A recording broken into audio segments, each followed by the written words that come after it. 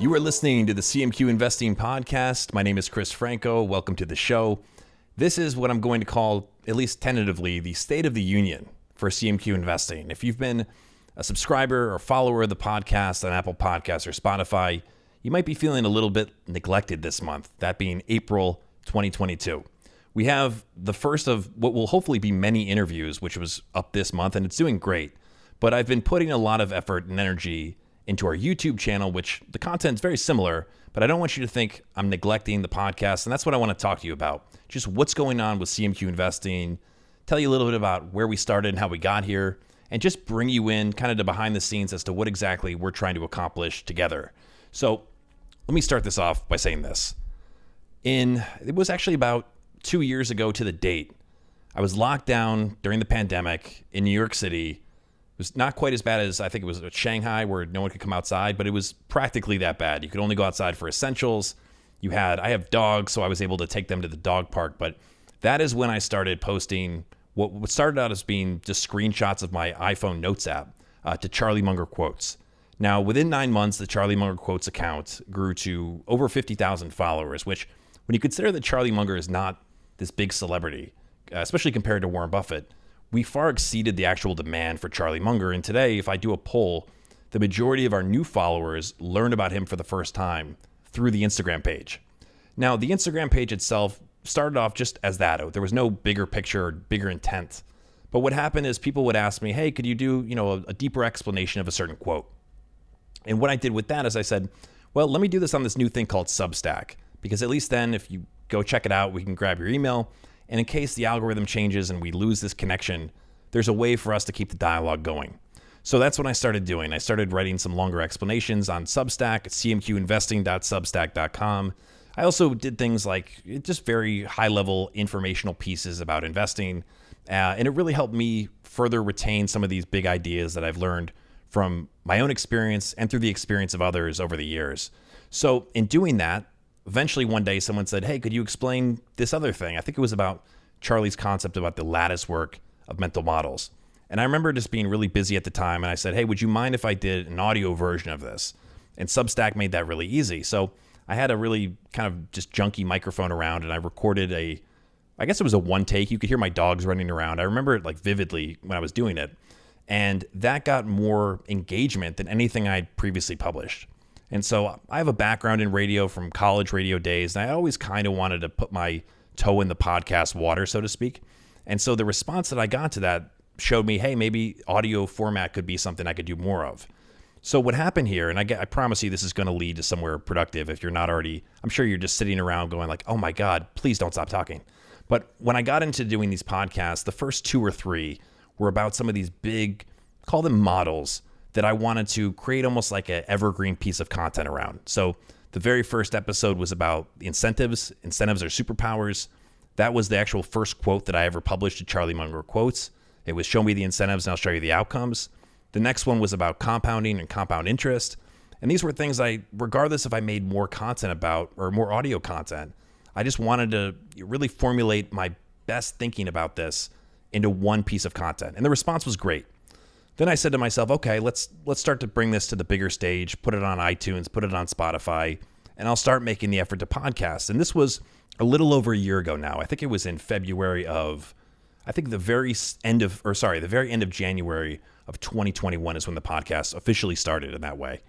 And look, it was a bear. It was very difficult to do, but I just kept pushing through. I knew the power of compounding. I applied that idea. And what happened here is now we have over 80-something episodes that are just me talking.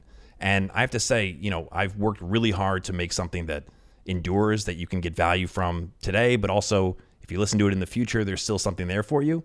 But with that being said, I recognize that wasn't going to scale beyond a certain point.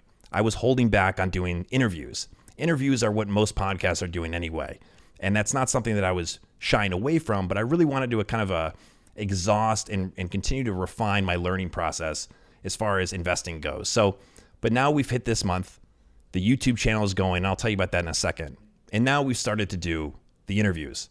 So the first interview, which is up now, I won't get into that. I've got another one coming today. and we'll have many more. I'm going to try to get us to an interview a week. Now that might be a little overly ambitious. And you know what? At the end of the day, I want to be ambitious with this because that's the name of the game. And I know that a lot of people that I want to start bringing in here and have just really useful, productive conversations that yield a lot of insights that we all can take, apply, internalize, however you want to use it. At the very least, make it entertaining. Now, this month has also been one where I've decided that I wanted to see what we could do on YouTube. And I'll tell you why.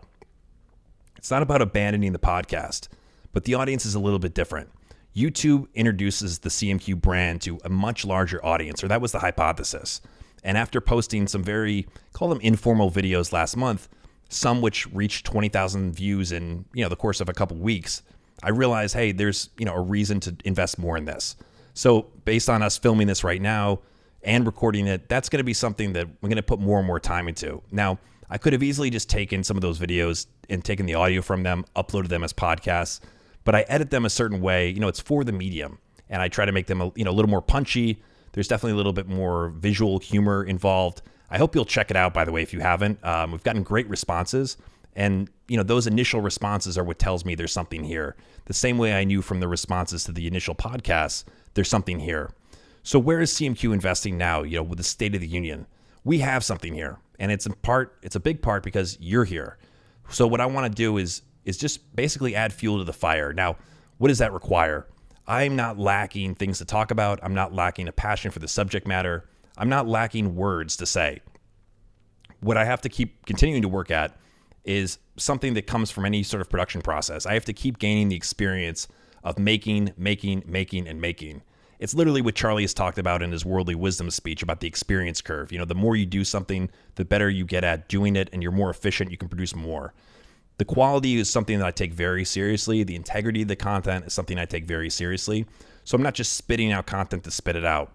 But on YouTube especially, I'm going to try different things. I've been trying different things.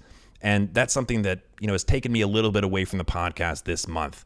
But as I said, I don't want you to think that we've lost sight of the podcast. The podcast is very critical to the growth of CMQ and really our mission to help spread these really useful ideas about investing that endure through different decades, whether it's a bear market, a bull market, whether we're in a recession or, in the middle of Jerome Powell printing money. These are ideas that really work, and they're ideas that hopefully you can use to your advantage, however you want to use them. So like I said, podcast is still a priority. Don't think I've forgotten about it or forgotten about you. This has just been a slow month on the podcast front. If you're hungry for more content, as I said, the YouTube channel is loaded up, and it will continue to be loaded up. Some of the videos, I'll tell you, I've got it in front of me here. I've got one about Charlie Munger defending his Alibaba position, which we now know they've cut it in half. That's a side note. I've got stuff about my own panic regarding Alibaba having, the price going lower and lower. That is a position in my portfolio. I reduced that position recently, not all of it, but that's something I put a video up about today. And it's great with YouTube is you get sort of you get the core CMQ crowd, but then you get people who just are angry. So it gives me a lot of motivation for other videos. I have a video about the allocation of my individual portfolio, so you can actually see what's in my stock portfolio, and I'll keep that updated, with different videos moving forward. And that plays really well on YouTube versus me just telling you on a podcast, what's in my portfolio. So again, using the visual medium a little bit differently. I have my description of mental models. I could go on, but at the end of the day, it's all about CMQ, which means compound money quietly. It's all about trying to make the best decisions as we possibly can as individual investors so that we do better than the average investor. Because if you can do a little bit better than average over a long period of time, it works out really well. And that is something that doesn't, there's not a hack to it. There's not a one thing that you can do to make it happen. It's an ongoing, continuous process. And it's one that I think this community, whether it's through the podcast, on the various Instagram pages, on the YouTube channel, we're all supporting this bigger idea, which is we just all want to do well for ourselves with the savings that we invest in the stock market. So I appreciate all of you for supporting this, whether you're new to listen to this or you've been listening since day zero. And I will continue to try to bring you into what's going on behind the scenes. I don't want to keep you out of the loop. I've been putting an enormous amount of time and energy into this process. So have some great folks over at Woodridge Growth. We've allocated some resources to this. Big shout out to Jake, who's done a great job of getting if you're familiar with the Warren Buffett videos page on Instagram, that has been, Jake has been fueling that with content. And we're just, in that case, just trying to spread the really useful ideas that Warren Buffett has, espoused over the years or taught us over the years in a medium where you typically don't see that. And I have to say, these are resources that if we go back to them a year, 2 years, 3 years from now, they should still be useful. And that's important too. We're not trying to do things that just are, here today, gone tomorrow, or don't have value later on. Now, the last thing I want to say is part of the YouTube content, some of the podcasts too, we're talking about current events. We're talking about things that are happening now. But what I always try to do is relate it to one of these enduring lessons that I've learned over the years from these legendary investors, as well as related to my own experiences. And that's something that I think, we can really add value to and just help overall just continue to enhance our collective cognition about investing. Because, frankly, the learning process never stops. The greatest investors of all time, they're continuous learners. They learn from their own mistakes and they try to learn more from other people's mistakes than their own. But it's a constant process. So CMQ is all about doing things the right way to get the best results possible. I appreciate you being part of this. If you have any questions for me, you want to reach out, send me a tweet. I'm Chris Franco on Twitter. My DMs are open. The Charlie Munger Quotes account, I check that quite often, but the DMs are a little bit messy. We'll have things in the future, like some way you can just input your feedback into a type form or something. But again, much appreciated. I hope this is useful for you to hear.